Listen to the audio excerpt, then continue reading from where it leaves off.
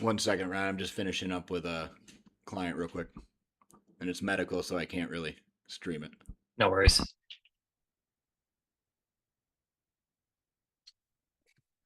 It's all good.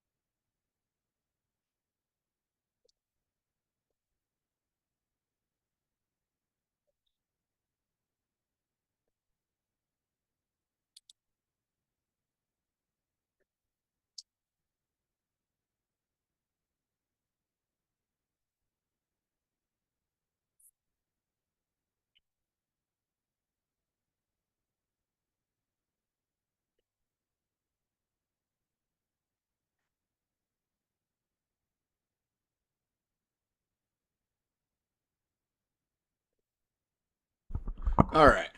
Can you hear me? Yeah, I can hear you. Can you hear me? Yeah. Yeah. Sorry about that. Of course, my my headphones died right at the last second, and then my or then I had a client call me. So, all right. Let me close out some of this stuff. Of course. Yeah, it's New Year's, so Give me 1 second. I'm going to switch to an extended network too. okay. Okay. And then I do have the stream running. I haven't started the video or anything, but just so I could make sure everything was working. Okay. So just don't say anything stupid. Cool. Yeah, I'm going to try not to. No, you're good. Now we're good. It's just, yeah, the problem is I when I'm doing like medical calls, I can't obviously have HIPAA any. stuff. Yeah. Yeah, Um. So yeah. So makes sense. before we get the video up, talking points. I wanted to just do quick intros, catch up a little bit.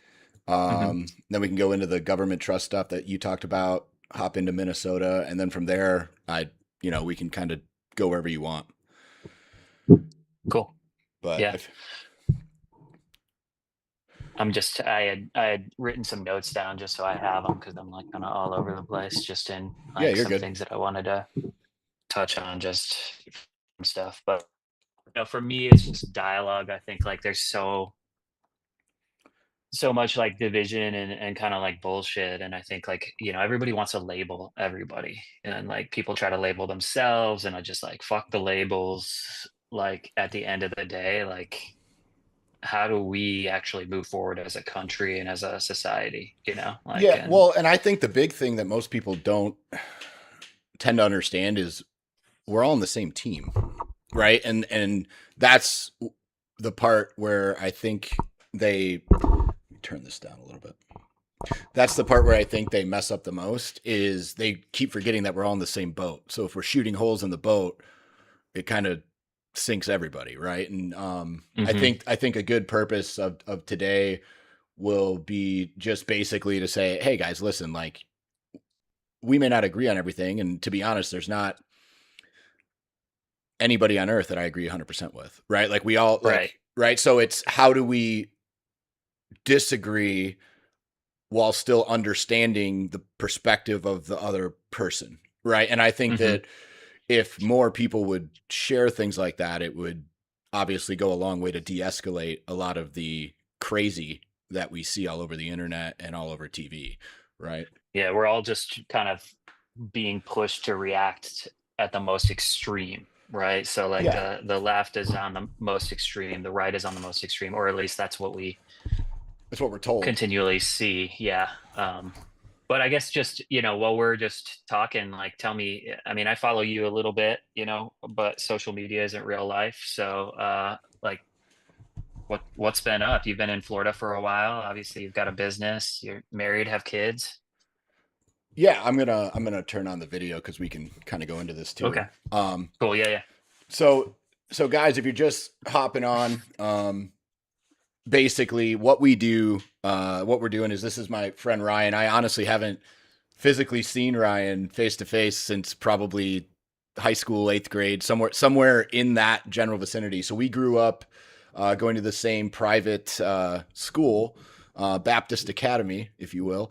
And then in high school, I went to the high school to play football. And I think, did you end up going to Grand Haven or did you go LBC the whole way through? I went LBC the whole way through. I had Okay. like a sixth grade stint in public school, and my parents took me out because they were like, "You get in too much trouble." Okay. So we haven't seen each other since. So we're gonna spend the first couple minutes of this just kind of catching up a little bit. I hope you guys don't mind, but that's how long it's been. And to be honest, we've communicated via social media on and off really since COVID. Um, and we've had differing viewpoints, kind of along different things along the way. Um, I don't like categorizing people. I would call myself a 2012 Democrat, right? Like in 2012, my views were considered pretty democratic on that side, and then they really haven't changed much. Obviously, with life experience, your views tend to become a little bit more. I think this is probably pretty fair to say, a little bit more conservative as you get older, and as kids come into play, you tend to see things through a different lens. I know just from following Ryan on social media that he's got a wife and a family now, as do I. I moved down to Florida. Are you still where are you living at now? We're just east of Grand Rapids. We're still in Michigan in a little town called Ada. Okay. Yeah. So yeah, I moved down to Florida, started gyms and supplements, and now we have the health clinic, and stuff like that. And I've just, basically just been working and living down here and working on my family. So I'm coaching my son in flag football this year, which is pretty cool for me. So I'm excited. It's only like an 8 week commitment, thank God. So my Mondays and Wednesday nights suck now, but I'm really excited, Yeah, man. It's fun to have that come kind of full circle. So what for about you? sure. Yeah, I mean, yeah, it's been a long time since we've connected. I stay in touch, kind of like I'm kind of a weirdo like that. I just stay in touch randomly with so many people. My wife's always like, "How do you even?" She has, when I tell her that I did this, she's gonna be like, "What? How did that even happen?" But yeah, so I live up in Michigan. My wife and I have been married since 2009. So in March it'll be 17 years.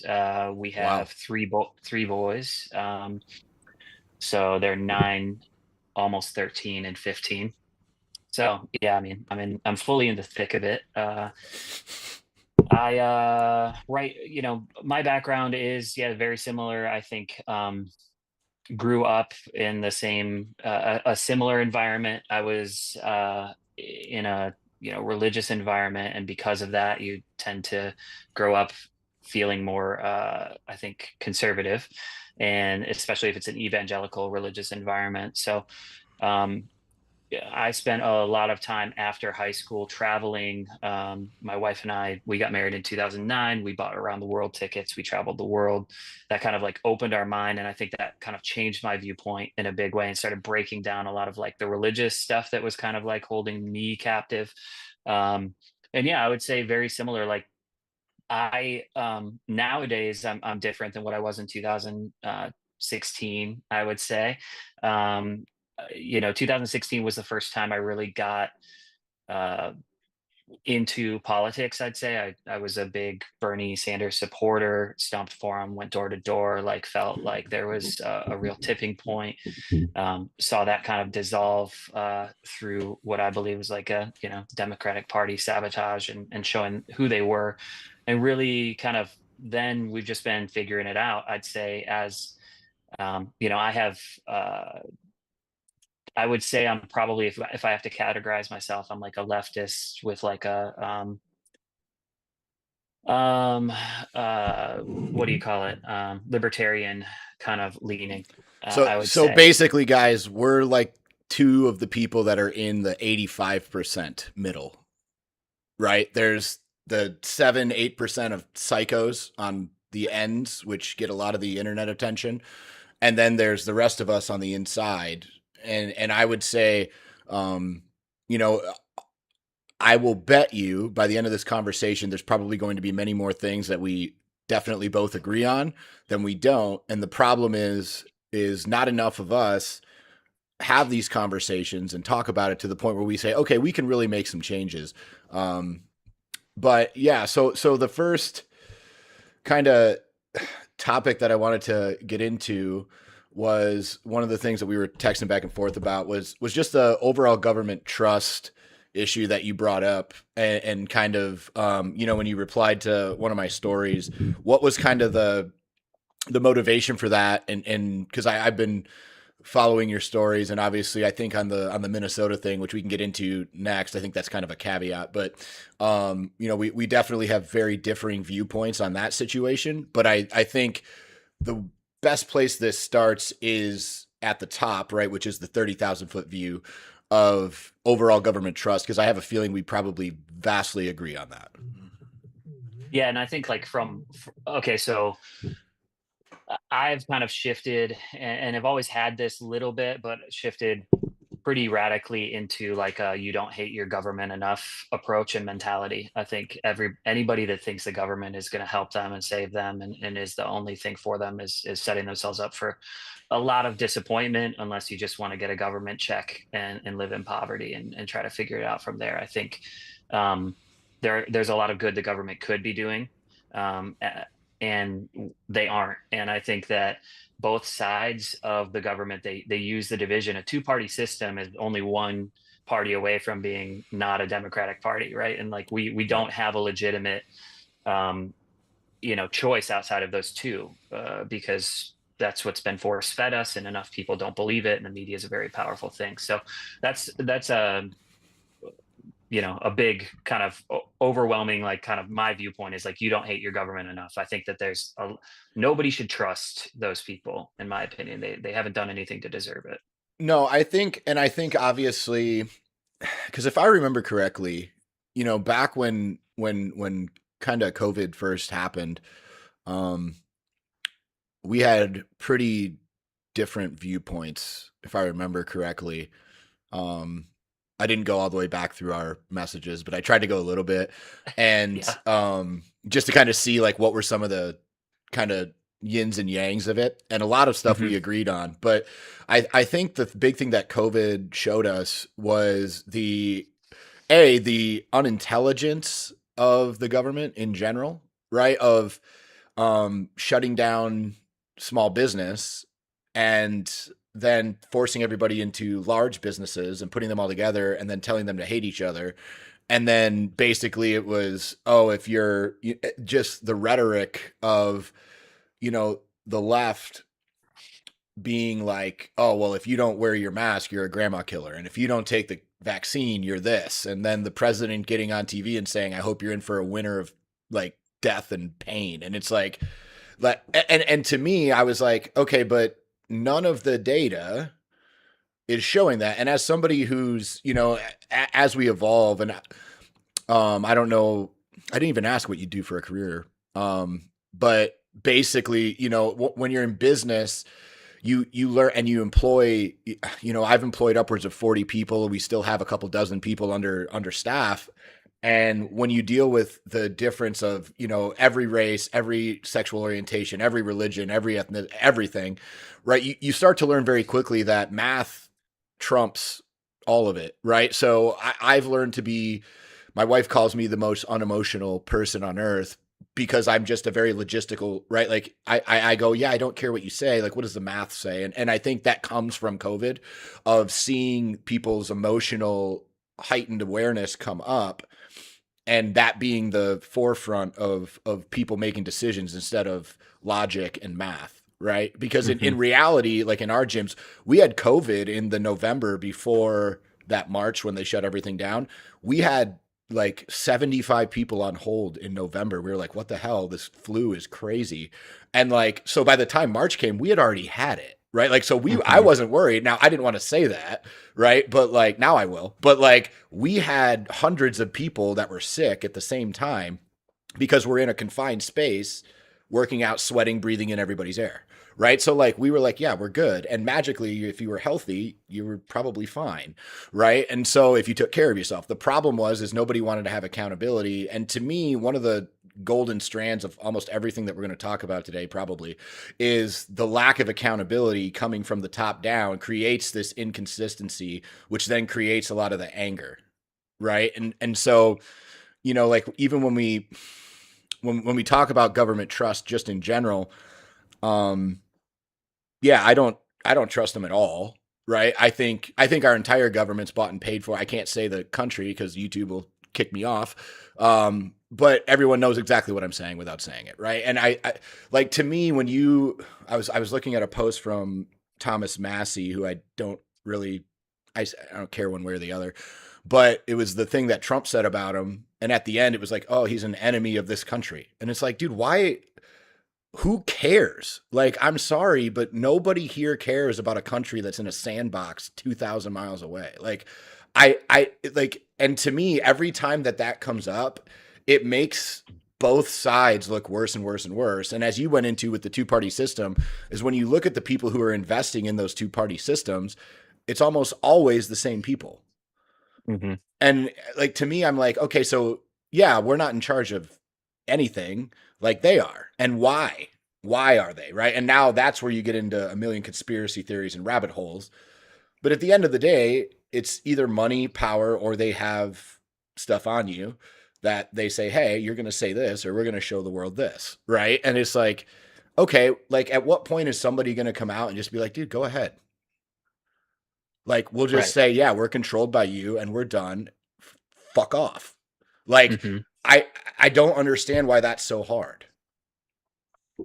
Because that would build government trust. Like, to me, if someone came out and said, all right, I'm just gonna say, if someone come out and said, all right, Israel fucking owns us and I'm done with this shit. They said they're going to blackmail me with this and this and this and this and this if I don't shut the fuck up. But you know what? I don't care. My government trust meter would go from like 1 to 90. Like, at least for that person. Like, I'd be like, hey, at least I know this person's not bought and paid for. Yeah. Yeah. I mean, and I think that there's, there's a long list of like laws and acts and things that have done irreparable damage, and it's death by a million paper cuts. You know what I mean? It's like there's so many things. Like every bill, that comes out has so much pork in it that the news can say, well, this person, voted against saving mothers in childbirth, or this, and Right. really, like, what did they vote against? What was the $1 trillion in spending elsewhere or something? And I think, you know, the so what I you asked what I do for a living. So traditionally, I do operations for companies. So I've run retail and wholesale operations for brick and mortars and companies that are vertically integrated. Right when COVID hit, I got headhunted into the cannabis space, actually. So I'm the national sales and marketing director for a company that produces and sells cannabis. So um, yeah, so I mean, I work with all types, right? Like, I mean, Yeah. and it's really interesting because I think it shows exactly what you were saying about us being like the 85% when you actually go and you work in that industry and you see the type of people that are actually using cannabis as a medicine or as a recreational device. Like, it's everybody. It's not just one Yeah, type I've of got my people. card, but I'm in Florida, so I have to have a card, right? But yeah. Yeah, Yeah. yeah. So, but I do think that there's so much more that we have in common, but you know the government pits us against each other, and I think that if there was a little bit more transparency, if there was more um, just actual, I guess, results coming from the government, like then I think we could see stuff. Even the people that I know that were huge Trump supporters, and we're looking, at it from like an anti-war perspective, or like a focus on the homeland perspective. When I actually look at like what's going on, I just, Yeah. I don't see it, and that informs my position majorly, I think, on the Minnesota issue that's going on right now. Yeah, I think he's lost a lot of like I'll tell you this. The person who supports their candidate 100%, I think, is mentally incompetent.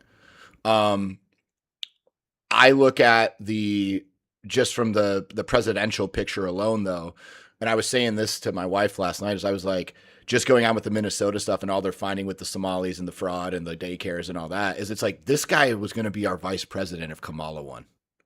Mm, Like, so I'm sitting here going, like, I think it's a matter of here's two shitty choices. Which one do you want? And I think the problem is it so like when you think about everything that Trump has gone through from the shots to I mean, just how long they just obliterated him in the media every single day for over a decade now. It's like you'd have to be kind of crazy like to go through that. Like you would have to be at like, and you would have to be radical to some extent to still stick with it after everything thrown at him because he doesn't need to do it, right? Like there's no like yes, there's financial benefit, but let's be honest, there's financial benefit for every politician. Like people are like, "Oh, it's cuz Trump's getting rich." It's like, "Yeah, look at Pelosi." Right? yeah, Like if you traded her stock, just her stock, you beat Warren Buffett by like 1300%. Right? It's like that's illegal. Right? She's not yeah, that smart. And so it like when I look at things like that is like I look at the bigger picture of like Tim Walz, in my opinion, should be in fucking prison, not telling people, not telling ICE anything. It's like, dude, like I look at it as a big cover up, to be honest with you. I think the Epstein files, and we all know that's not the real Epstein files, right? Like they've had those files for how long? And if there was anything damning in them, it was gotten rid of and paid for to get rid of it a long time ago. So the versions that we're quote unquote getting are bullshit anyway. And we all know it, but it's the only bill that they've ever like unanimously passed, I think, in what the last probably 10, 12 years was the Epstein bill. And then yeah, magically people started to go through it. And it's like Bill Clinton's still chilling. Like, how is Bill Clinton still chilling? Like, how is this dude not in prison? Yeah. And like, I look at it and I'm like, okay, so all these guys are like, they had all this information in both the Republican Trump presidency, the first one, and they had it during Biden's presidency. And now they're finally releasing it, even though they said day one, day one, day one, day one. Like, Kash Patel needs to be fired yesterday. Like, he is the worst FBI director in the history of FBI directors. Like, he's a Yeah. fucking joke. Like, he has done nothing he said he was going to do. Nothing. Yeah. I mean, everything is, it just seems like it's all you've got a station of power and you're exploiting it as quickly as possible. And I know that other administration, I'm with you on a lot of these things. I think like my stance is fuck the government, and I don't have somebody that I think. I mean, I'm a pragmatist in that I would like somebody in who's not going to do long term harm. I have children. I'm invested Right. in the stability of where we are, and the global stability more than just like, hey, what's happening. But I see, there's just so much. I mean, I just think it's funny. You can't run on America first, and then you've got Cash Patel over here being like, I don't like Cadillac, get me BMW X5 armored vehicles. And like, I'm just like, yo, dude, there's so many little things that just point to the fact that it's power trip. And I think, I hear people say that about Trump. I mean, I think what's funny is like, what, 4 years ago, the whole Democrat cycle was that Trump's broke. Well, now they're like, well, he's a fucking wealthy billionaire and he's doubled his billions. And like, well, which is it? And which was it? Because you were Right. so concerned about his tax stuff that you focused on that. And, so in my mind, though, like, it doesn't, when you reach a certain point, it can't be about money anymore. It's about power. Right. It is about power. You cannot deny that there is some sort of like endorphin release that these people get with like knowing the power that they hold. Um, but that's not to say that others don't have it and just manage it a little better. Like, my hope when Trump was elected the first time, my honest hope was that like we'll see how fucked up this gets and we'll learn from it. And it wasn't, Trump's first presidency, I would say looking back on it, wasn't nearly as bad as what I think we were all led to believe, or like that was expected, or that I even I never made expected. more money. Yeah. Yeah. I mean, and personally, it can be good for you financially. I'm thinking like more like, country as a whole, but then we just have been in this like holding pattern. And then, I think that it's really gotten ramped up. I have issues with like Project 2025 and kind of a lot of those things. But I think overall, even if this was uh, Biden doing this or Kamala or whatever, my issue is like I want to take emotion and some politics out of it, and I want to focus on the precedents that's set when the populace is not only passive about situations of government overreach, but actually applauds it because it's their candidate. Because the whiplash from Right. that is going to be felt. It's not going to stay like this for forever, right? No, Like, it's and a that pendulum pendulum. Yeah. swing is going to be fucked when like if everybody's allowed for it to happen over here, what's that pendulum swing going to be over here? Like when I'm looking at when it's topics of ICE, I think leftists or progressives or whatever, they're vastly like misinformed. Like the Democrats have voted to increase ICE budget every fucking time they have a chance to.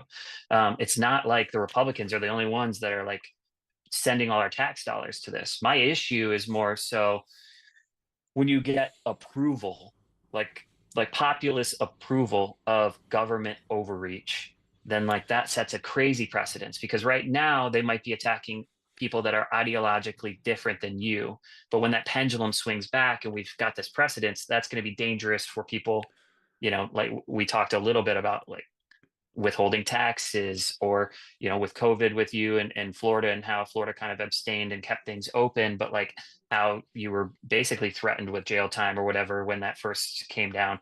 And when that pendulum swing comes back and they say, hey, we want you to listen to this, and federal workers have absolute immunity, like that to me is a fucking issue for anybody and any libertarian. I own guns. I'm also, like I think when you go far enough left, you get your guns back is like a funny saying, but it's real.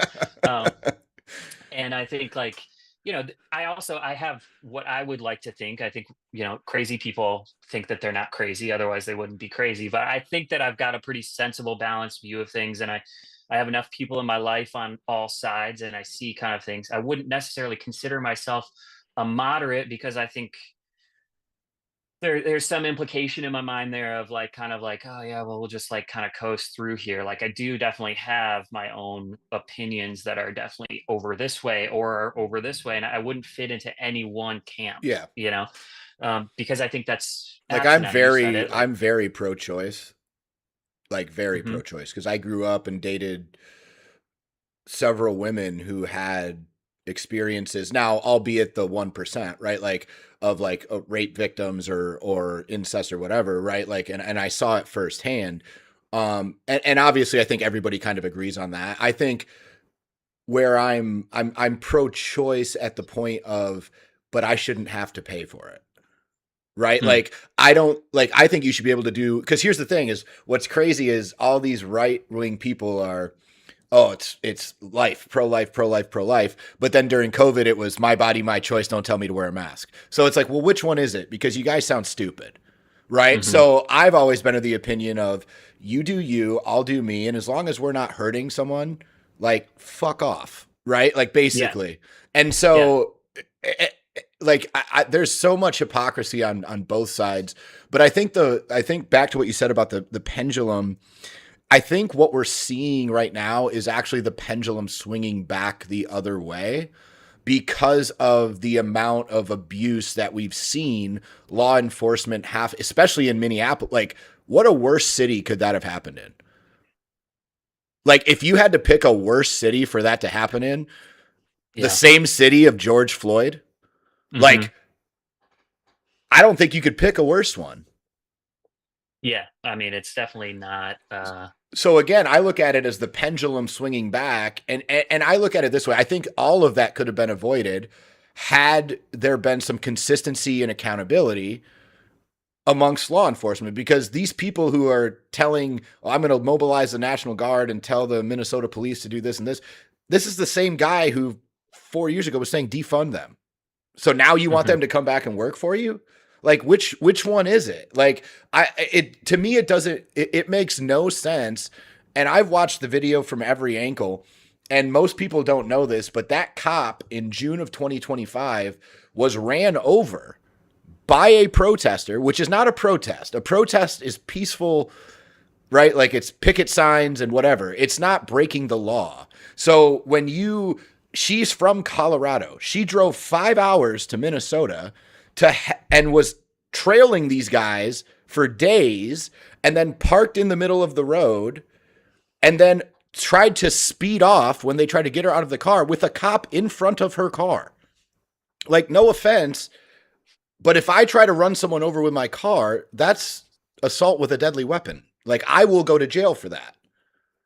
And in Yeah. Florida, because this just happened to me, I don't know what Minnesota's law is, but in Florida in June, my house got broken into where somebody on my Ring camera walked into my fucking house, and I called the cops. We got everything squared away, and the cop said, "Yeah, normally when we get these calls, it's to pick up the body." And I was like, "Well, what legally are my rights if that happens?" He goes, "If somebody illegally walks in your house, he goes, shoot him." That was the officer, right? Like he said, that's legally the law. You can shoot him. So I can only imagine that law enforcement has more laxed law when it comes to being able to shoot somebody, right? Like who's trying to assault you with a deadly weapon. And my biggest problem with this is they're saying all this shit about this lady. And again, I don't like that she died. I'm not a fan that she died. But like if you put yourself in a situation and then assault a police officer with a deadly weapon, you are giving yourself an opportunity to be killed. Like I think that's pretty common sense to say. Right? Like if you try to run over a human being with a car, you are putting yourself in a possibility of being killed. Like I don't think that's far fetched. I mean, I think it's proven. I hadn't heard. I mean, everything I had heard was that she is a resident of Minneapolis. That she was from around the area where it happened. Maybe she was from. I mean, it's hard sometimes because you get so much information coming out there. I mean, I've watched the videos. It's hard not to if you're on any sort of Yeah. social media. I think my issue with the is so I think that ICE agent, he was trying to stop it was like a Guatemalan Yeah. immigrant or something who had been like accused of, I think had been found like guilty of like assault or something, so a violent crime, and had broken out the window, tried to unlock the door, got dragged because the guy started driving. So obviously like terrible situation, had like According to stitches and Grok, she lacerations. did live in Minneapolis. Okay. So, She was I think originally from there. it's important for us as because I think this is probably maybe one of the more fundamental areas we're going to disagree on, maybe the outlook of it, right? So it's just important for me that we get some of those facts just like straight. But I do, in my opinion, we do any law enforcement a disservice by not doing proper training, proper like reintegration back in. So, JD Vance, I believe, was like, yo, say a prayer for this guy because, yeah, I'd say he's a little bit like trigger happy or gun shy, or not gun shy, but like, just this had happened. Well, like, I don't think we should be putting people who might have like some serious issues and might not be able to use their best judgment back into the field then if something has happened. I'm not saying Yeah, I get what you're saying. anything other than that, right? Like, it's just like that's not an excuse for like an execution. I also think there's precedence, Well, with let's be go ahead. fair. Charlie Kirk was an execution. This lady, like, he was sitting there and got shot and got his neck blown out in front of everybody for having an opinion. This lady, at least the videos I watched, was blocking a street, was told, get out of your car multiple times by a law enforcement officer, and then proceeded to try to drive off with an officer in front of her car and hit him with her car on his way down. Like, if you look at where the bullet entered, it was basically right at the windshield on the first shot, right? So that means he was basically in front of the car, right on the corner of the car. So I look at it as like, yes, if, like you said, should this guy have been back out? Well, maybe not. But what is the infatuation with quote unquote protests being mislabeled as protests instead of criminal activity? Because if you're blocking a road, like, you get a ticket for that. Like, that's illegal.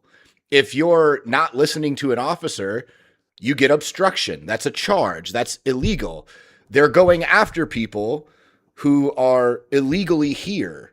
So at what point is it, why do I feel bad for somebody who broke the law, and then magically had a terrible outcome happen when she continually broke laws that escalate into that? Like, if she just would have not parked in the middle of the road like a normal fucking person and protested like she's supposed to, which is stand on the corner and scream, right, with all the other people, and then when the officer tells her to get out of the car, comply. Like, I look at it as she had 4 to 5 different opportunities to de-escalate that situation, and she chose to escalate the situation and then fucked around and found out. Like, and I know that sounds unempathetic, and I don't want it to seem that way because I don't think she should have died. Like, I don't think that was the proper thing. But, like, I understand the sequence of events given the actual circumstances of the event. Yeah, I mean, I hear what you're saying. I fundamentally, I feel like so ICE is not supposed to be doing like traffic violations. Obviously, we Right. get kind of the video. It seems like chaos, people shouting, a lot of things going on. She obviously is parked in the middle of the road. Her windows are down from some of the videos that I've seen. So Yes. it didn't seem like she's like not communicating or is like, I don't know. And it sounds like, we've all seen videos where like cops are like put your hands up, get down on the ground. Like, how do you do two things at once when three people are shouting at you? It sounded like, and from some, and I'm not an expert on this, and I don't want to speak on it as though it's infallible, but you get picked up in a video of already heated exchange. You don't really see what happened leading up to it. People are saying they were telling her to get out of there, and then a cop, ICE pulls around. So there's obviously they got around because there's a car that goes around to go do Right. whatever they're doing, and then a pickup truck stops. That's, I think, where the shooter comes out of. Guy immediately runs up, grabs to open her car and probably yank her out. She's like, all right, I'm gonna get the fuck out of here now, right? Right. And I understand it, right? Like Mhm. if I'm heckling somebody and all of a sudden it escalates, right? Like I get it. And I think the other thing that when I was looking through your stories, the other thing that I had a huge issue with was the, the picture. I don't want to call it a meme because it wasn't really a meme, but it was basically like, oh, an unidentified masked person tells you to get out of your car and you're just supposed to listen to them, right? And my problem with that is, well, the reason they're masked is because of the left, right? Is because they're doxing these guys trying to do their job, and these guys are getting death threats and getting all these things. It's like, so the reason they're masked is because these people don't want illegals removed from their city. And to me, like, I live in South Florida, right? So like we've got them, right? Like, and like even our like, but again, like they're the ones that, like, I employ some of them, but they're obviously not illegal. They came here the proper way. And when I ask them, because I ask them all the time, I'm like, hey, what is your guys' thoughts on this? They're like, this is bullshit. Like, come the right way. And I have some from Cuba, right? Like I have some who've came from Venezuela. I have like, there's people who are legitimately like, they were seeking the same thing that all these other peoples are quote unquote seeking, that we're supposed to have bleeding hearts for, but they did it the right way. Now they're here and they're fine, and they don't get fucked with. So it's like, I understand that, like, yeah, we don't need Joe the gardener to get deported. That's not what we signed up for when we said mass deportation. I think everybody agrees with that, right? Like, let's get rid of the shit bags. But when you bring 20 million people into the country over 4 years, what are you supposed to do? Like, at some point you have to get rid of them. And I think, here's the honest thing, I think it could all stop if they just had voter ID in every state. Like, which I think we probably both mutually agree on. You should have to show a photo ID to vote in the United States. You should be a citizen of the United States to vote in the fucking elections. And the problem Yeah, is, I don't disagree with you that you should be a citizen to be. I can't go to Germany and vote for their correct. chancellor, like, right. So I don't think that there's, and I also can't go to Europe and overstay my visa and not expect something to happen with that. So I'm a reasonable person when talking about those things. I think that you've got to kind of, I mean, it's the same as, people trying to make gun laws. Like, we've already got so many guns in this country. Like, what's the gun law going to, now you can 3D print them. Like, Well, but you're the cat's out of the bag. even with government trust though, like, I'm not giving up my guns. No, they're not for hunting. Like, I'm Yeah. sorry, I don't own a single gun for hunting. I own some of the coolest guns on planet Earth. Like, I've spent thousands and thousands of dollars on my guns. I love my guns. I have a gun that looks like the Halo rifle. It shoots 45 caliber bullets. It's awesome, right? I have an AR that has the trigger mod. So, like, basically you can go like this and it'll fire bullets almost like an auto, right? I have those not for deer and Kevlar. I have those in Right. case it comes Shit down gets to real. it. I don't like, I've made up that choice. And I was anti gun for 30 something years till I went through a hurricane and I watched every gas station get raided and there was no gas for 6 weeks. Like, I bought 3 guns at the next gun show. Like, and I was anti gun. Like, you couldn't get me to touch a gun. Mm. And like, but through life experience, I said, okay, I understand why. Like, Yeah, I your now decisions understand, change. right? Like, I now get when it would make sense to own one.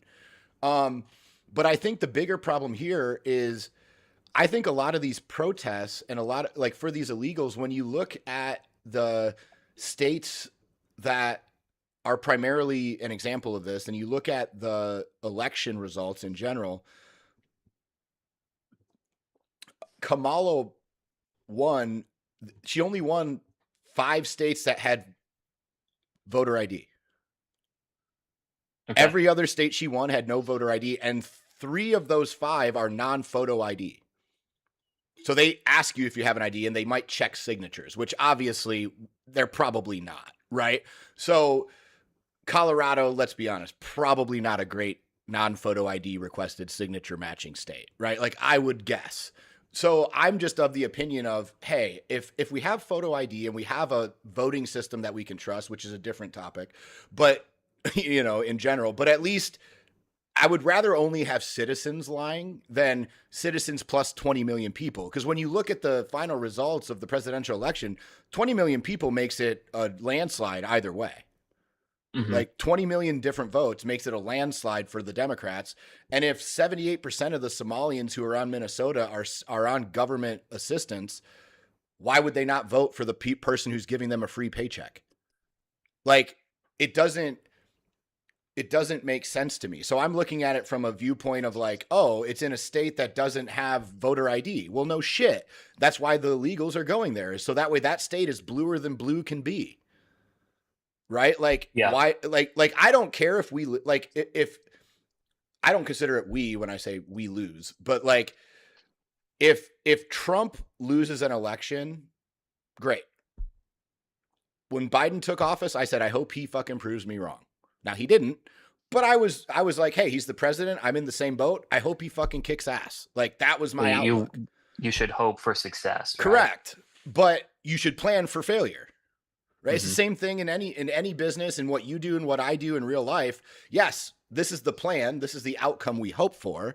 But we always say, but what's the worst case scenario so we can try to hedge against that? And I think the worst case scenario is what we're seeing, which is there's no accountability across the country from our government. And that's when this lady gets shot and it's a problem. Whereas if law enforcement was held to the letter of the law, and if you yelled at the cop and then screamed at him and kicked him and spit on him and fucking punched him or whatever, yeah, you get shot. Like if that was just, that's what happens in America, none of this would have happened because it would have been solved 17 people ago, right? The problem is they allow these people to do these things and they call it protesting and they burn down cities and they call it protest. No, that's destruction of property. Like that's a crime. So like, right. And I think there's varying degrees and there's so much at stake to keeping us destable as a country, like as a populace. Like there's so much that they want to like the people in power want to keep us at each other. So there's like, there's everything from agitators to like, I mean, everybody talking about like everything from Antifa being an organized gang to then like, people within burning flags that maybe are undercover agents. Like our government doesn't have a good track record of transparency on this stuff. And I just think overall, well, they're responsible for most of it. Yeah, exactly. But I just don't want somebody I wouldn't trust to house sit on the streets going door to door looking for my neighbors. Like if my neighbors shouldn't be there, cool. But I don't want trigger happy guys who are, not have the correct training out here, like making decisions of life or death. I don't think disobeying an order like that is grounds for execution. And I also think that there are laws, there's actual protocol for police not to step in front of a vehicle to avoid a situation like this. And I think also, I think when I look at that video, honestly, what I see both sides of the spectrum looking at it and seeing something completely different. Okay. And how do you communicate? How do you find a common ground there? I think for me, the bigger thing is like, what are we doing? How did we get here? And what's our best way out of it? I think that this administration is purposefully trying to incite people, like tweeting the day before, like, good morning, Minneapolis, like we're coming. I do believe that Trump like is a kind of petty in a lot of ways. And so you piss him off, he's going to send ICE to your country. I mean, that's what Chicago, right? Like, I don't like Chicago's mayor. well, guess what? Now you're going to have ICE here. And like, yeah, are there illegal people? Of course, because we've had this for more than 4 years. This has Right. been 20, 30 years of like us having people coming in and not really doing much about it. And then, like what you're saying about even the policing laws, like there, whether it's the birthers or whatever sort of like acted, what is it when you're born here, you're a naturalized citizen, right? And Right, which trying, is a crazy law to me anyway. yeah, a lot of countries don't have that. Actually, I was living in Germany with my wife when she was pregnant with our second child, and I was like, well, if we can have the baby here and he can be a dual citizen, that's dope. And it was like Germany was like, we're not gonna fucking give you Right. your son citizenship just because he's born here. Which, and like different countries have different rules on those things, but when you're trying to flip flop back and forth and then you've got a bunch of real humans mixed up in the middle, like I think, then you get these issues where everybody's looked at as like as evil or as a potential like murderer or rapist, which like technically everybody is, right? Whether you're American or whether Right. you're here illegal, like you can be doing that shit. I just think that the government has created this land of chaos that we're in, and now we've got, people kind of like cucking for the government and their goons. And I think, you talked about like the masked. I get what you're saying with like, oh well, the left are going to dox these guys, and then they got to worry about this. I do not want to go down that road of having secret police in the Oh no, United States. 100% not. And so we Right. need to figure out what the fuck we're going to do there, but I'm Well, also so that there's going to be more overreach is what there's going to be. It's going to be like online policing 100%. like they do in So Europe. I think the issue then is do we deem, right? Like I think there's freedom of speech doesn't come without freedom of consequence, right? Like if I get on if I get on social media and I say I hate and I use the N-word, I'm probably going to get canceled and my business is probably going to be affected because my words have consequences. I can say them, but they still have consequence. So if I'm online saying Jonathan Ross, Jonathan Ross, Jonathan Ross, Jonathan Ross, and posting a picture of him and saying, oh, I hope nothing bad happens to him at this address, like you should get in trouble for inciting violence. Like I think there should be laws of like, yes, you can say whatever you want, but that doesn't mean that you're immune from consequence because it was on the internet. Like the internet is still treated like it was in 2004 and it was this wild west of like where it didn't matter. Like if you say something stupid online, there's consequence to that, right? Like if you say I'm going to murder X person, but then you don't do it, well, that's great, but like there should be some type of consequence for you saying you have intent to hurt somebody, right? Like, and again, the problem with that is, well, that's all the government needs is because if you give them an inch, they're going to take a mile and they're never going to give that inch back, right? So the problem that everybody has is they don't want to do anything because they know as soon as they do anything, it gives it's the same thing with the Patriot Act, right? Like we were like, oh, go get them. And yeah, I don't care if you look at my phone because it's the Arabs, right? And it turns out, no, they just wanted to spy on all our shit and we agreed to it. Right. And so now they have everything that we've ever said or done. Right. And so, and they will in perpetuity. Right. And so I look at it from a standpoint of like, I think people are so paralyzed to do anything because if they go too far, well, then the government comes in and overreach. But if they don't do anything, then the government just runs them over instead of, but the problem with what you originally said is, like I'm fuck the government, which I agree in principle, but our country wouldn't run without some type of governing body, right? I think we could, like, and I guess no company runs without leadership. And I look at it and I say, okay, when I'm deciding of which asshole is going to be in charge, because that's how I look at it, is okay, well, which one do I think is going to do the least amount of harm to the things that I care about, which are my kids, my family, and my ability to make income, right? Like those are the things that I hold above all else is, are my kids going like, that's the reason I moved. One of the reasons I'm in Florida, right? And I haven't moved out. I know there's not going to be drag shows at my school. Like that shit ain't flying here, right? Like they will shoot you here for that. Like and again, probably illegal.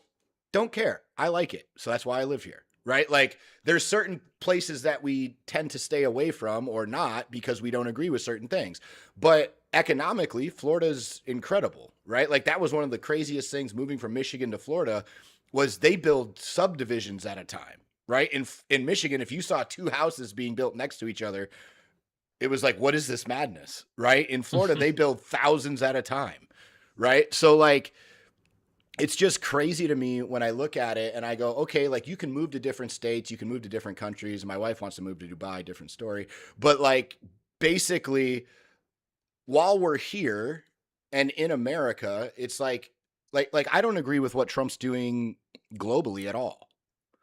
At all. Like I personally think now the Venezuela thing I understand because it has direct benefits to us. He's just being greedy and wants their oil, right? Because it was originally our oil and then they took it. And I like Matt Wilber's wife is from Venezuela. Her family fled Venezuela like during the regime because they were shooting protesters, like legitimately shooting them. So their entire family came over. So like I personally have heard stories from them about what they went through. So like, yeah, I think Maduro's a piece of shit. But do I think they took Maduro? He's been a piece of shit though for a long time. Why'd they take him now?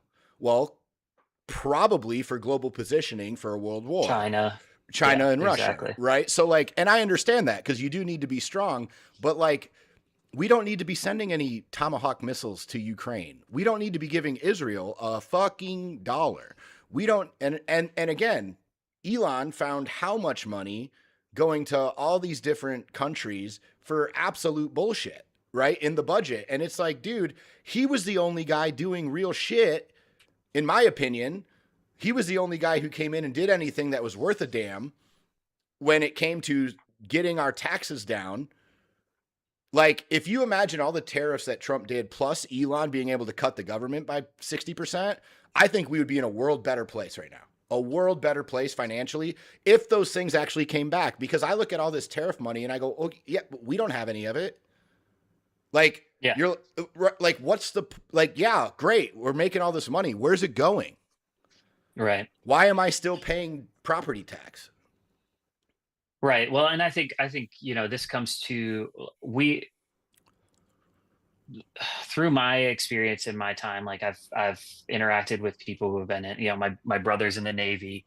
I've worked with people who have been Navy SEAL Team 6 who have been medically retired, and like their position on like our global positioning is just that we are insane, and the Yeah. CIA is absolutely like one of the it's its own entity, and it's dangerous because if you look at South America and the destabilization, we've done regime change all over, and it never Never works out works. Right. long term, ever. And you look at what we do in the middle, like we're just fighting losing war after losing war. Like there isn't I don't like even think a they're there for win. war. I think they're there to line their pockets and they just want it to go Well, on as long as they can. yeah, I mean, you look at like what even happened in Iraq and Afghanistan, how many, we subbed out 90% of like troops for private contractors because that was getting Blackwater more money and all of this stuff, right? So I just think that when you're looking at it, you mentioned specific countries, like look at the new up and comer in Venezuela, like what's her background, who does she pay like respect and due to. And I think that when it comes, when it comes to America first, there is an idea and a realistic, pragmatic, regardless of if I like it or not, of us needing to be strong globally. But I would say our reputation and our position up until now, we've been able to maintain a facade of at least some sort of like egalitarian like goodness. And that's kind of been degrading, but I feel like we're at a very close tipping point now to like it's really Oh, kind dude, of we're the Iron hanging on by a Fist. thread. Yeah. Yeah. Yeah. and and so we got on this because we're talking about like just weaponizing federal employees, or federal, the federal government is weaponizing ICE or weaponizing the National Guard or stuff like that against people they don't like that. It's such a dangerous. Yeah, I've got my own issues with the way we police and how much money's going into that and stuff.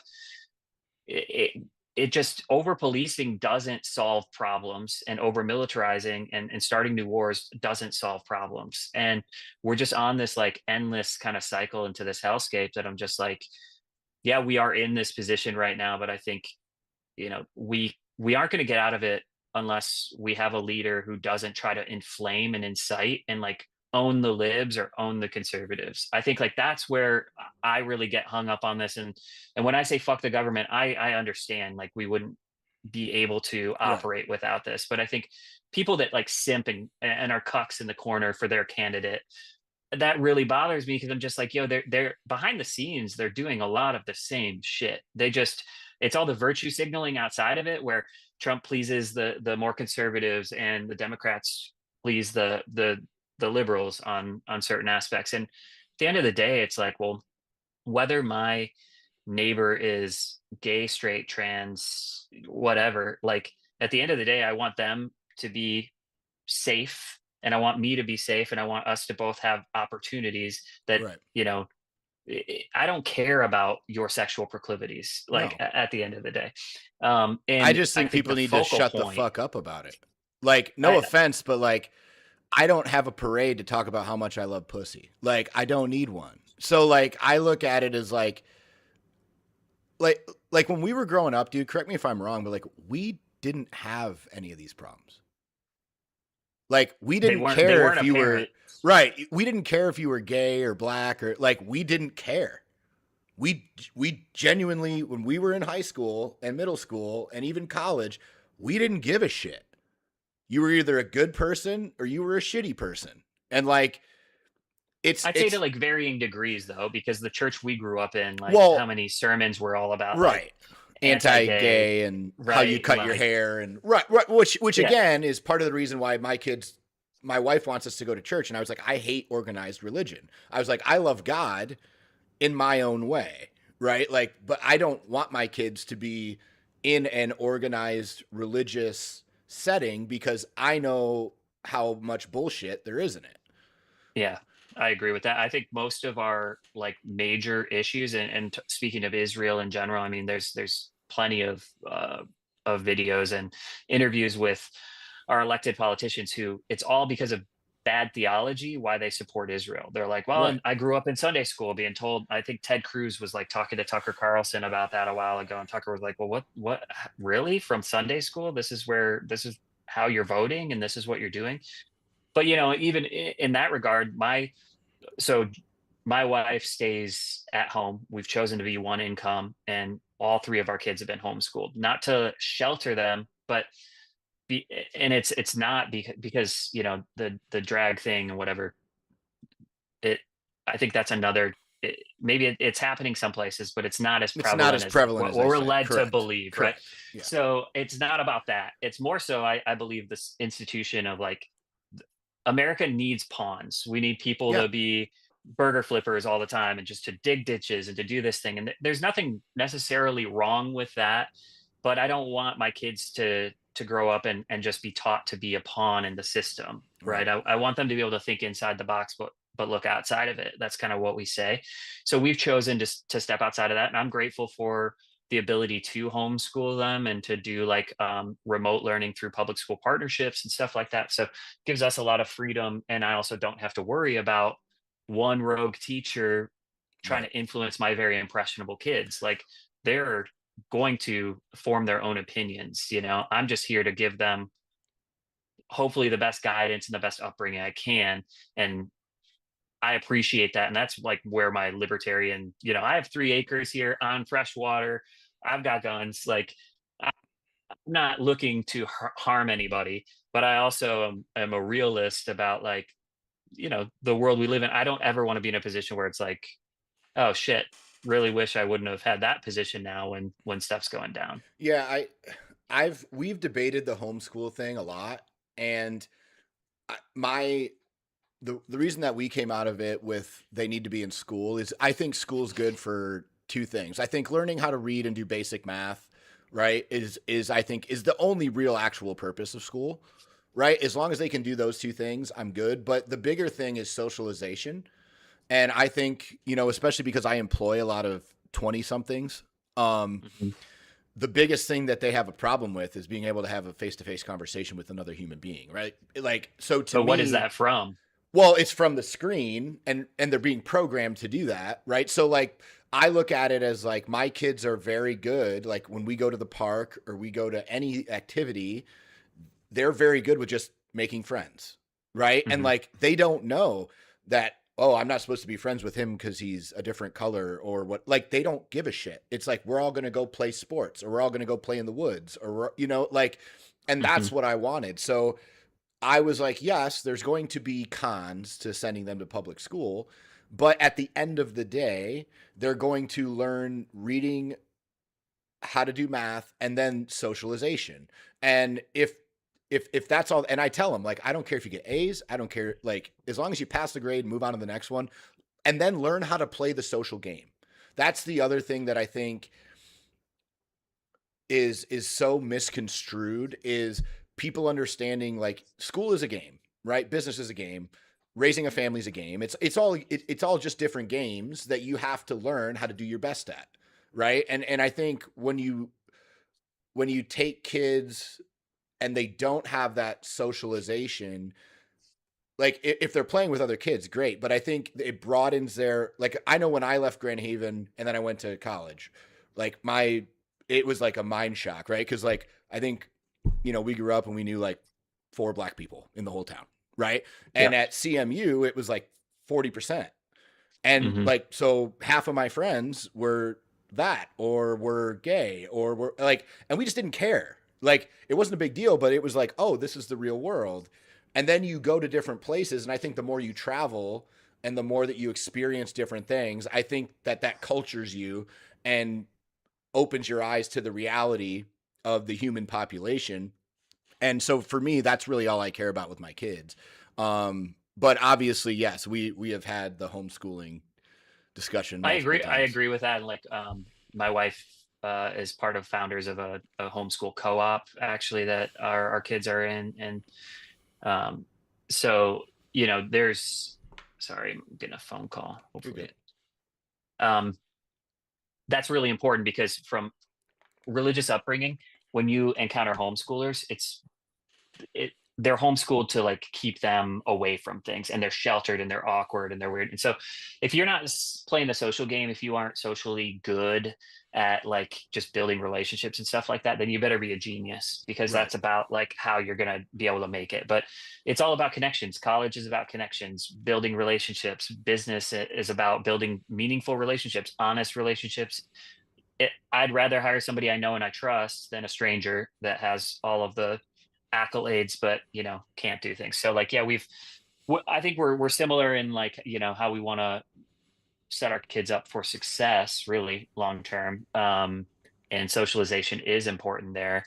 Uh, but yeah, I just finished reading Jonathan Haidt's like The Anxious Generation last year, and that's all about just like social media and screens on kids and like what it's doing and how we're so far behind even studying, because there's billions of dollars that these companies are making off of programming our kids into just being consumers from a very young age. Yeah. And I'm just like, I'm against it, and I don't need us to go to war for oil so that my kid Right. can buy a new T-shirt every week. Like I just there's more to life than just consuming. And yeah, that's kind of a major point at why we want our kids to be able to be kids. There's also like, I don't, I really just, I'm every time there's a school shooting, I'm glad I don't have to drop my kids off at school the next day. Yeah. Like, I mean, it's a selfish glad, but, and we're in a privileged position enough where we can do that. My job's able to support us, but I know not everybody is. And so I want those schools to be as good as they can be.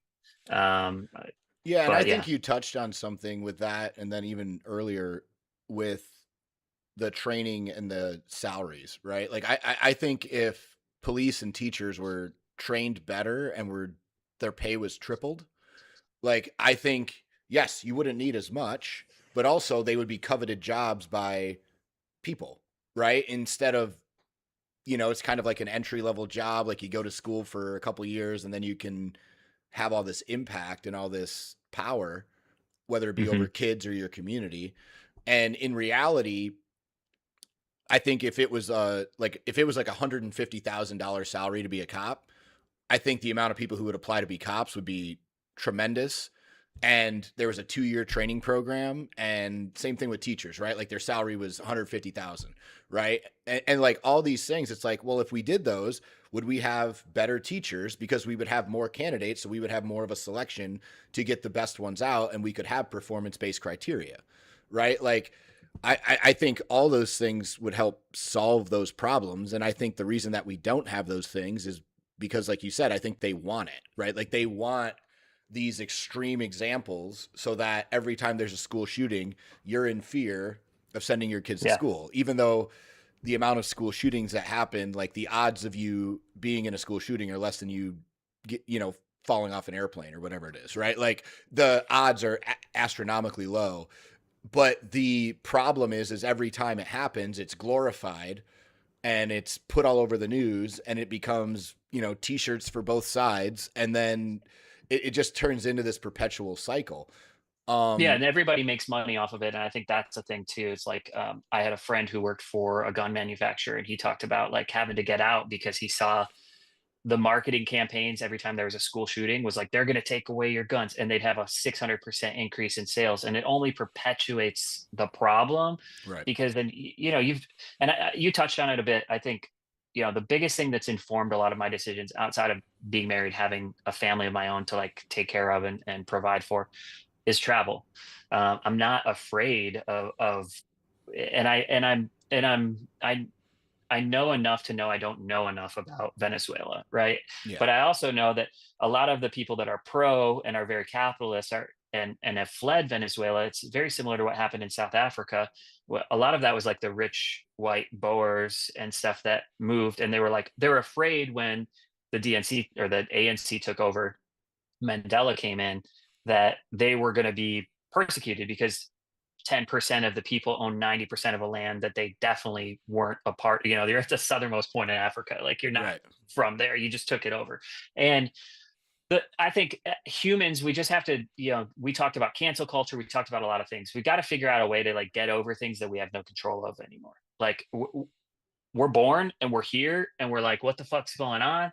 How do we make this a better place versus being like, my great great great great great grandpa did some shit. Like obviously what we need is to make sure that we're trying to create an environment that's like equitable for everybody, where everybody has a chance and an opportunity.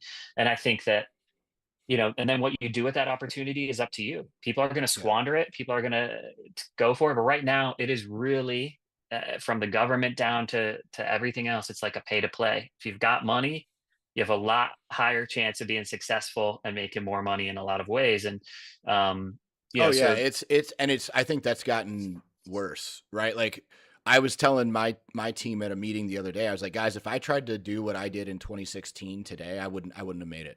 It's over.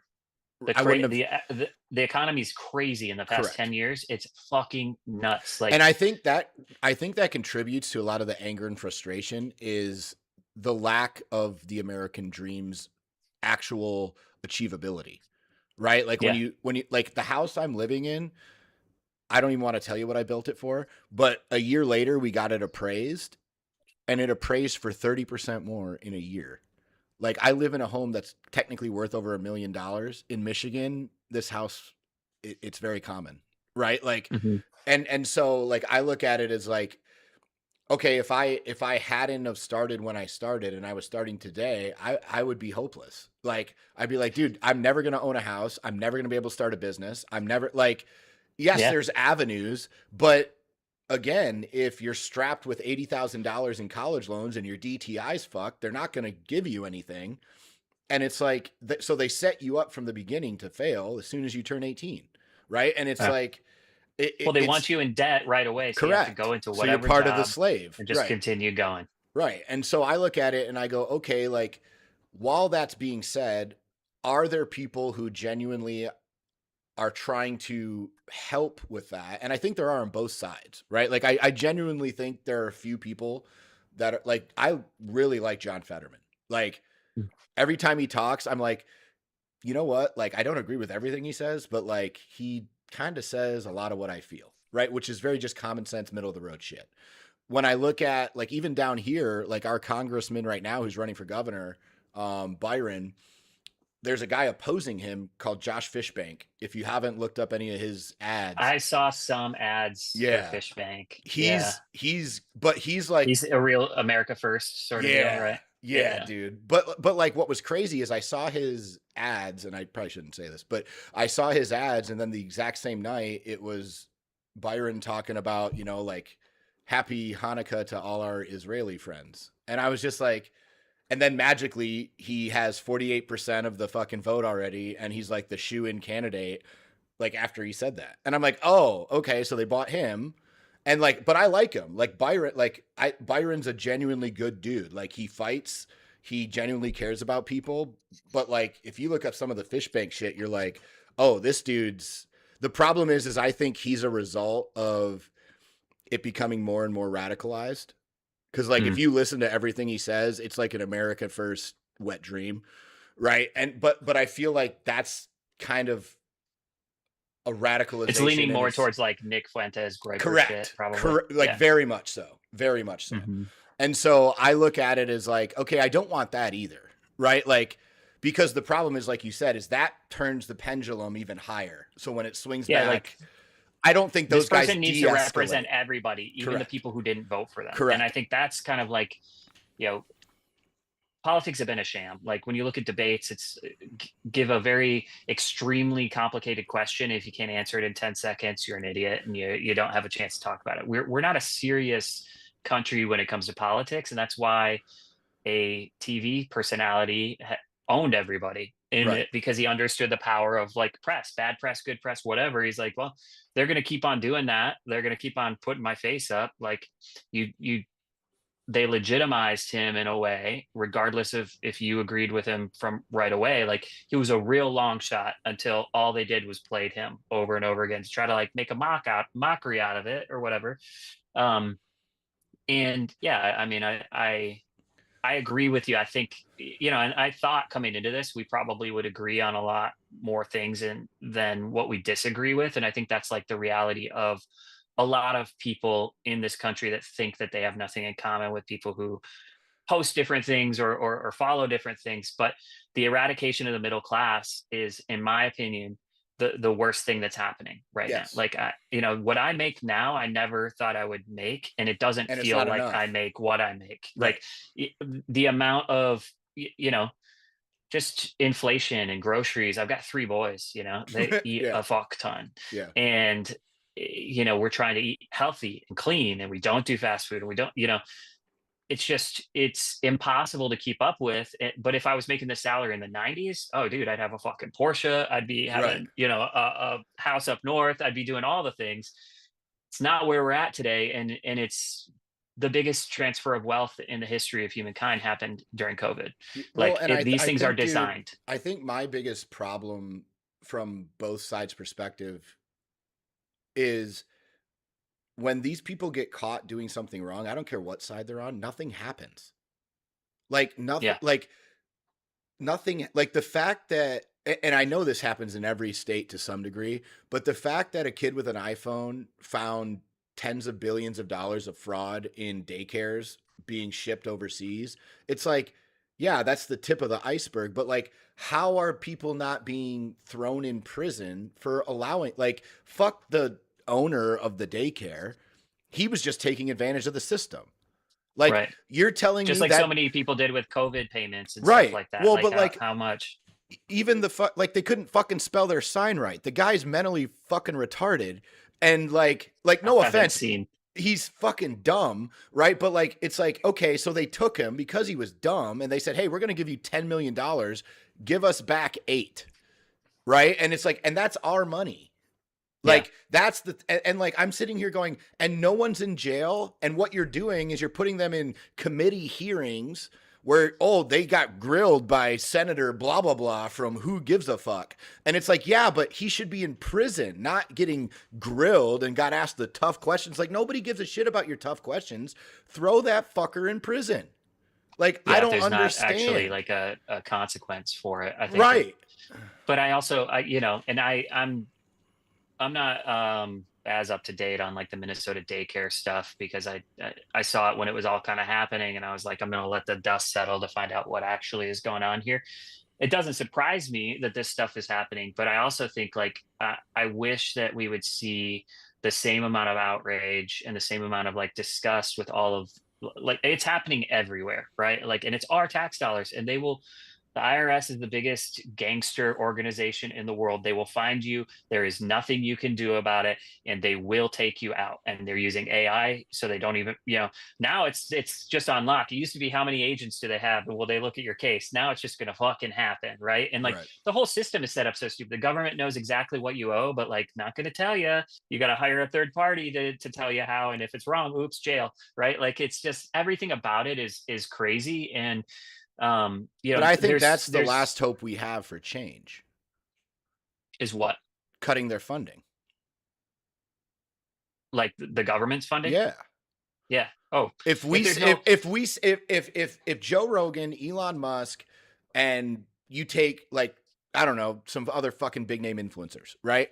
And they all said, hey, sign this petition. We're not fucking paying taxes anymore until they do this and this and this and this. And our Pentagon passes a fucking audit. And we see every contract for every dollar, like $10,000 toilet seats and shit. Like show us everything and then we'll pay our shit.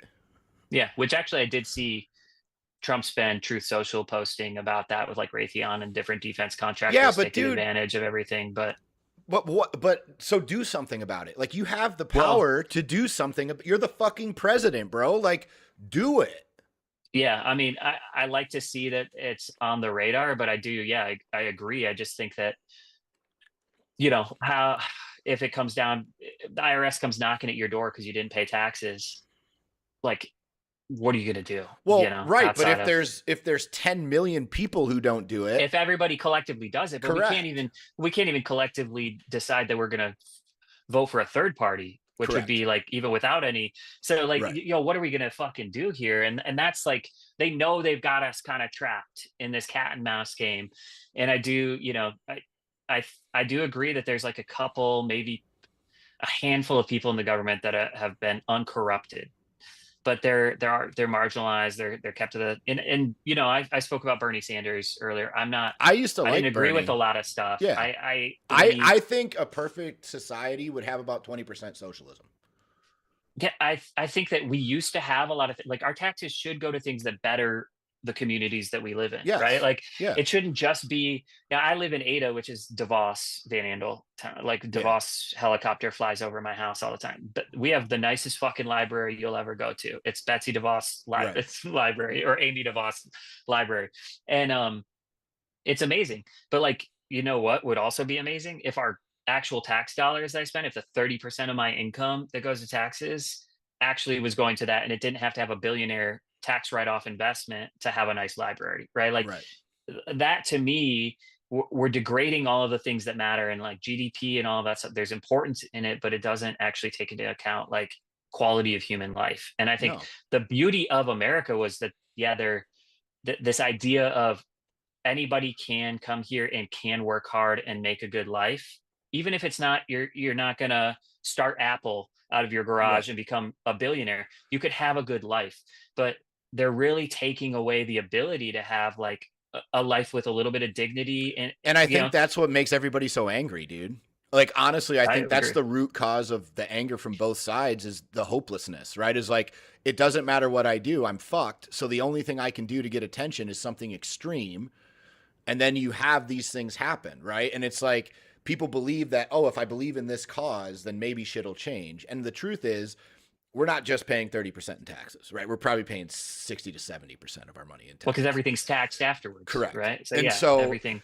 Right. And they're still running out of money. It's crazy. Well, right. But why are they? But so I think a perfect solution, and this is just my opinion, is I think Trump should say that. Trump should come out and say, hey, Elon's coming back to run Doge, but the Democrats get to elect someone else to co-run it. Yeah. And they can elect whoever the fuck they want. Whoever they want, but they have to be elected. They have to be voted on by the House and the Senate. And the Republicans do not get a say. You do not get a say. Elon's your guy. You guys pick your guy, and together, and it has to be somebody who has business acumen. Because the United States is a business, right? Like it's a gangster business, but it's a business. And so there's expenses and there's everything else. And they have to come together and actually audit the entirety of our tax spending.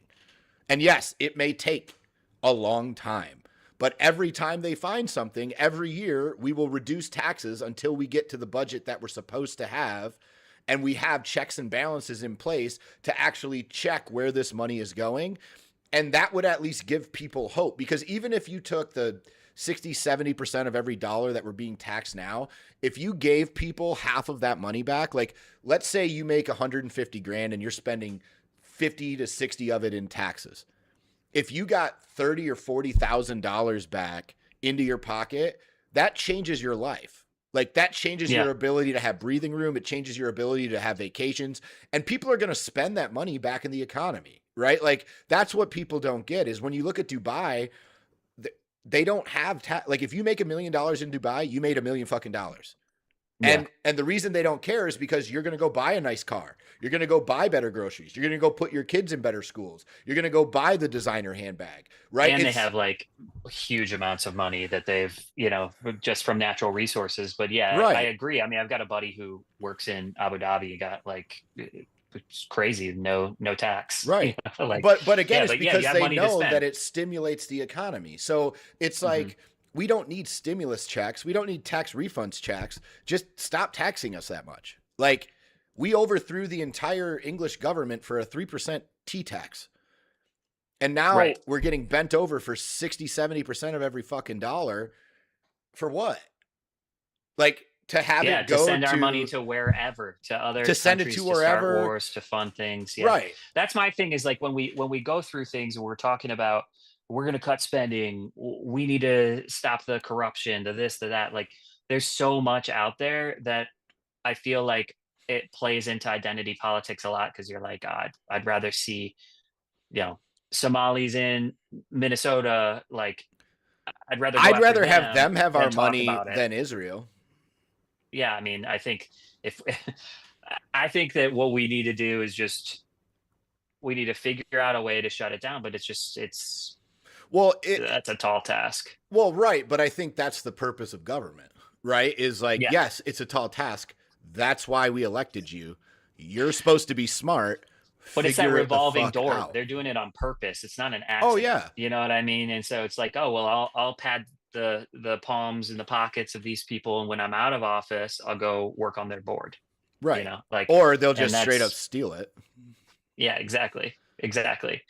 So, but yeah, I mean, I think we agree on a lot of the stuff. Maybe, some of the ways socially and stuff like that, social accountability and where that should go are a little bit different. But I don't know. I don't know where else to go from here other than I think we agree more than we disagree on a lot of stuff. Yeah, I think I have to wrap up in at least 20 minutes. So the only other thing that let me just make sure we hit everything. The only other thing that I think would be that I did want to talk about, because I know we have talked about this several times, is the Epstein stuff. Because again, I used to run a child trafficking charity for multiple years, right? And so I've seen pictures of things that I will never leave my brain. Like I'll be haunted forever from some of the stuff. And a lot of people ask what happened. And to be honest, I mentally couldn't do it. It got to the point where like, I just mentally could not handle seeing those things happen to children and to young adults and even grown adults. But, I think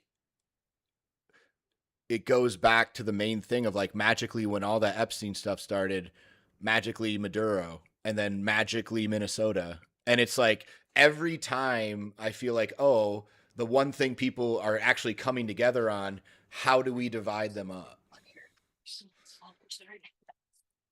Yeah. Oh. It's all good. You know what I'm saying? And like, that's the thing to me is I'm like, it seems like every time there's an agreeable thing, how do we divide faster? Yeah. I mean, it's this, what did Clinton do when the Lewinsky thing was happening? He sent cruise missiles over to the Middle East, and like deflect. And I think what you're seeing with Epstein is like this is where I think where we should be concentrating as a society is like it's not left versus right. It shouldn't be. It No. should be the the ones with all of the power using all stealing all of our money, taking it all, and us. Like that's about it. And Right. they conglomerate that power, and that's why we won't ever see anything. I agree, and with what you said with that file has been already redacted beyond redaction. You're not going to find out anymore. There's only one person in jail for this whole thing, and it's a woman who's not actually. They say there's no actually trafficked people. That like there's so many different Right. takes on it that like you're like, well, what's she in prison for then? Why? How's she in prison then? And you've got everybody you can think of on every political spectrum that's implicated in here. And it's Epstein had a lot of ties to a lot of different things, but he had a lot of power. And I think that when you get to people with power, like who don't need money anymore. There's like certain levels of Yeah. power and they start doing weird things. They get weird predilections and like weird kinks and stuff like that. And they just go down that rabbit hole. And like it's really about like power over people, power over your fellow human. Like what more power can you want than feeling like you It have complete becomes a control over? currency. Yeah. Yeah.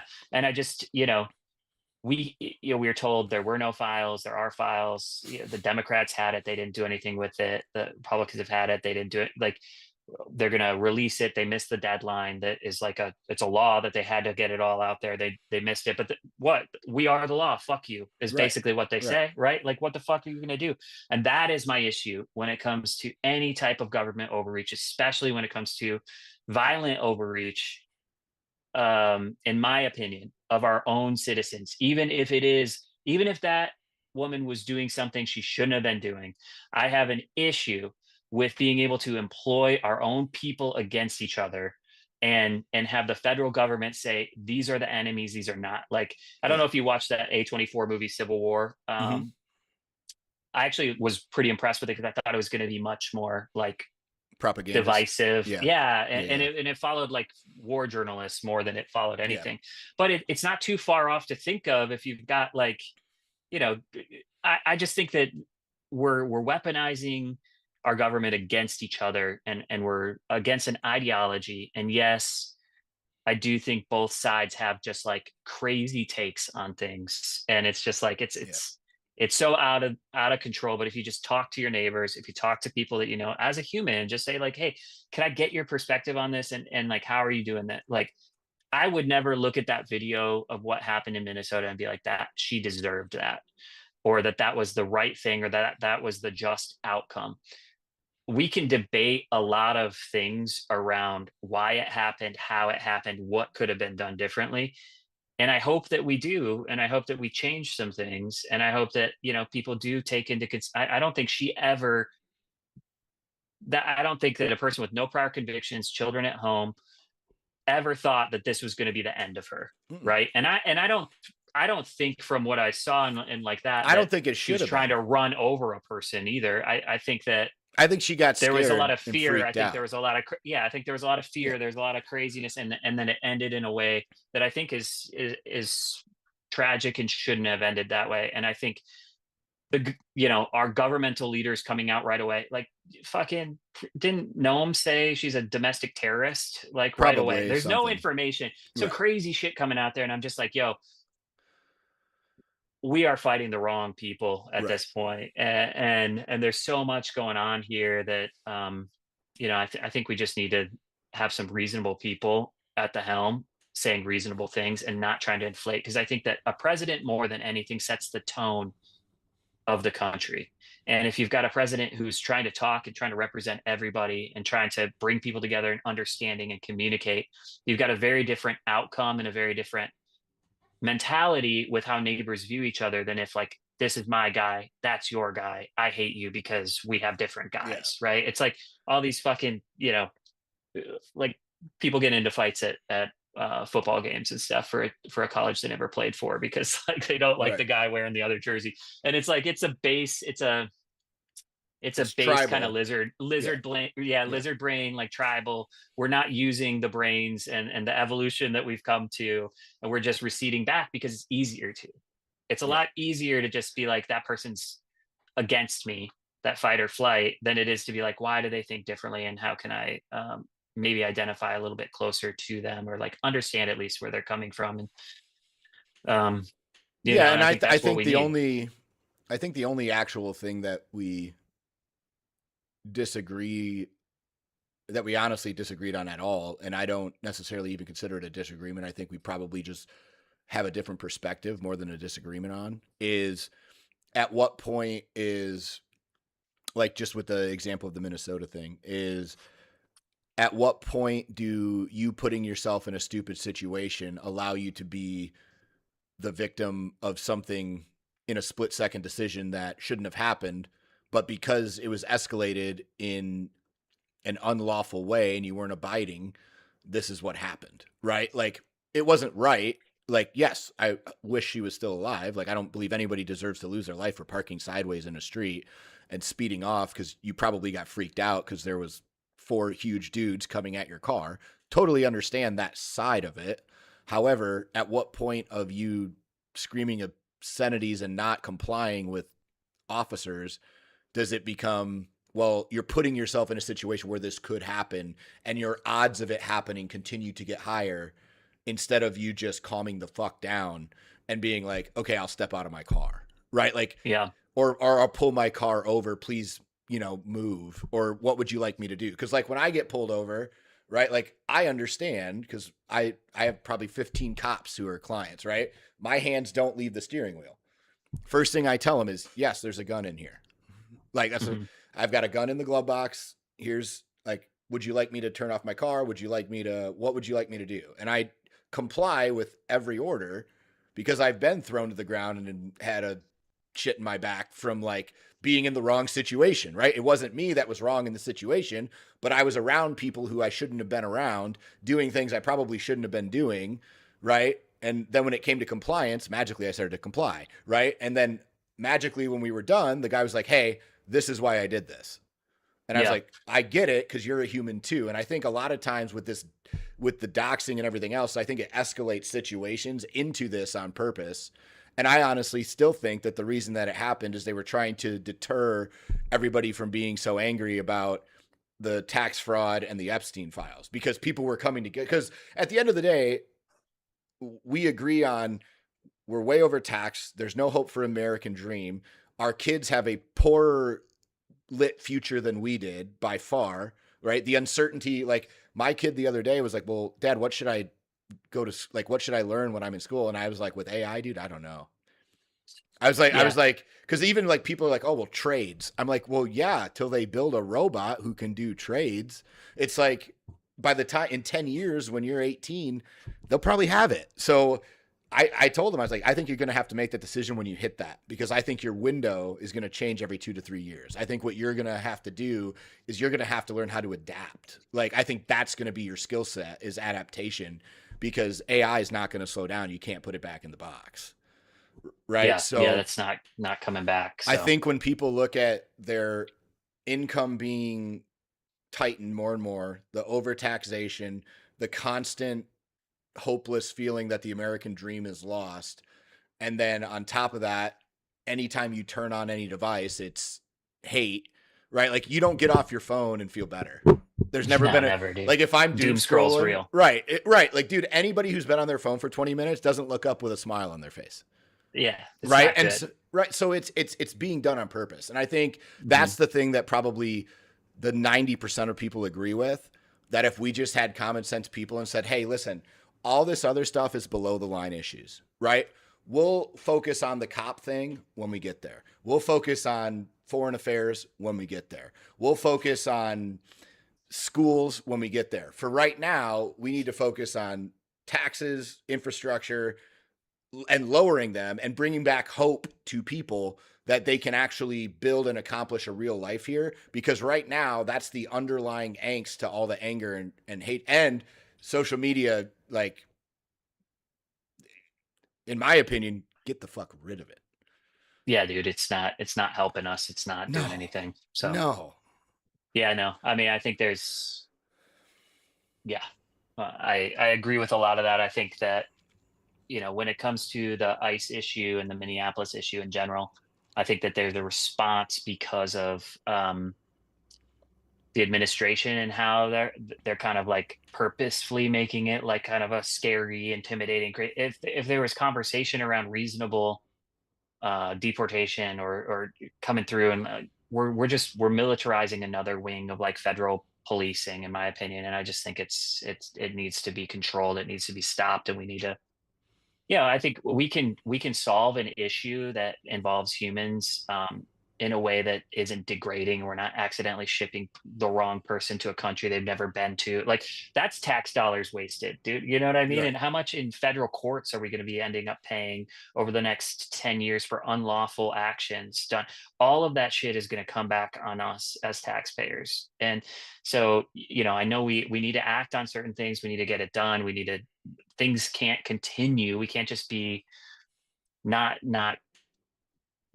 addressing serious issues that we have, but it's also important to address them the correct way and to think before, it's kind of like Yeah, I a think the only shoot thing first, ask questions later ain't gonna work I for think too the long. only thing that I feel like especially the right side has a problem with when you say that is, yes, it sounds good on paper, but in the reality of the last administration, right? Like if I'm a right wing person, this is what I'm saying. But in the Mhm. reality of the last administration, they let in so many people that there has to be drastic measures taken to get them out.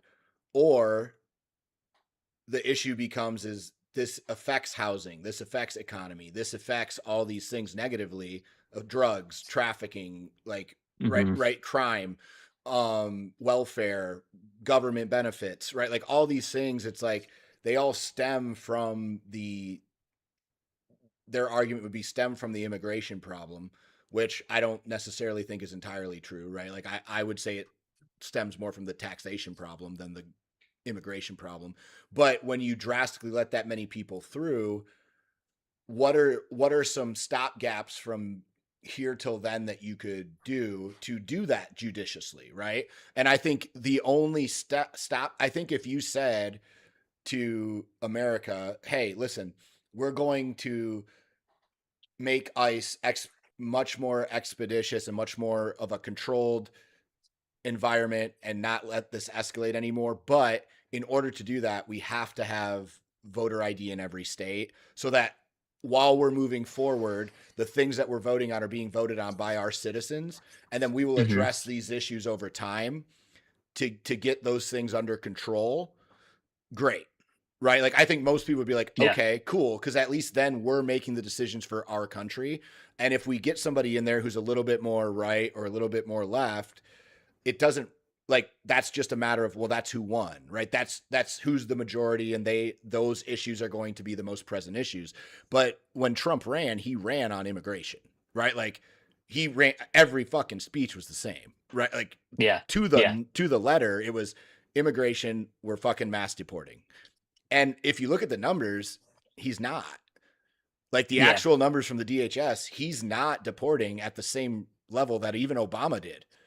What I'd love to see is how much it's costing us per one. Oh God. Just you know what I mean? Like Right. And the amount that we're paying and the amount Well, of dude, even when people were increased budget. bitching about, but I would rather have us if our tax dollars were going to that, I'd be okay with it. Mhm. Right? Like if our tax, like when they were bitching about student loans, I was like, I'd rather have the government forgive student loans for people because they actually lived here and went to school here and they're American citizens than sending it to fucking some country for gender studies, right? Like, Yeah. yeah, dude, Right. give them the fucking money. Like, I was like, at least it goes to American people, right? Like, I don't mind Yeah. funding welfare. Like, welfare should be a thing. Social programs should be a thing. There should be stipulations, and it shouldn't be a lifetime achievement award, right? But like, yes, if I lose my job and I'm hurting, there should be systems that can help me until I can get back on my feet. Like that's not okay, right? Like the homeless population is insane. And those are Yeah. things, those are our people. Those are things we can control with Yeah. The and safety that's net has where our been tax stripped. dollars should go, right? Like Yeah. I I think agree with that's that. the biggest problem is I have no problem overspending tax dollars on our people. I have a Right. real problem overspending our tax dollars on foreign wars and gender studies in Ethiopia, right? Like, I don't I give a agree. fuck about any of that. Like, keep the money here. And again, like you said, I think we're both very much America first people. How we get there, I think, may be slightly different. But I think generally most people, if they actually, listen to this whole thing, I think at the end they would say, yeah, like, I think we're generally all in the same category, right? Of Yeah. yes, there's going to be psychos on either side that say I'm an asshole or you're an idiot, right? Like, those people exist, but they exist regardless, right? Like, we're never going to get rid of them. It's if we're a majority of people and we're united in the same thing, it doesn't really matter what the fringe wants because they're not in power. Right. And I think Right. that's the most important thing, right? Is majority rules is great when it's 70 or 80 to 30 to 20. When it's 51 to 49, Then we're in a it's right. yeah, Now it's a war. scary. Right. Yeah. And so I think that's the biggest thing that we have to get away from is, hey, it's not neck and neck. It's actually like 85, 90% of people want these things. 15% of people want women in boys sports, right? Or whatever. And like, so we're just going to go with what the majority is, but we have to actually have parties. Like you said, we have a 2-party system that's so entrenched. They don't even vote on bills based on their thought process. They vote on bills based on what their party voted. Like, Yeah. it's always What their 211 handler tells them to do, to too. 204 or whatever the fucking Yeah. numbers are. And it's like, dude, how do you have no ability to self-think? Like, there's nothing you don't agree with. Yeah, it's like the constituents of those areas don't all believe in the same thing, Correct. all around. But yeah. I got a heater Yeah, guy I here, do a boiler guy here, so I gotta All right, gotta man. Well, chill. hey, it was good talking to you. Good catching up. Let's Yeah, do it you again too. soon. Appreciate it. See All ya, right, Aaron. buddy. See ya. See ya.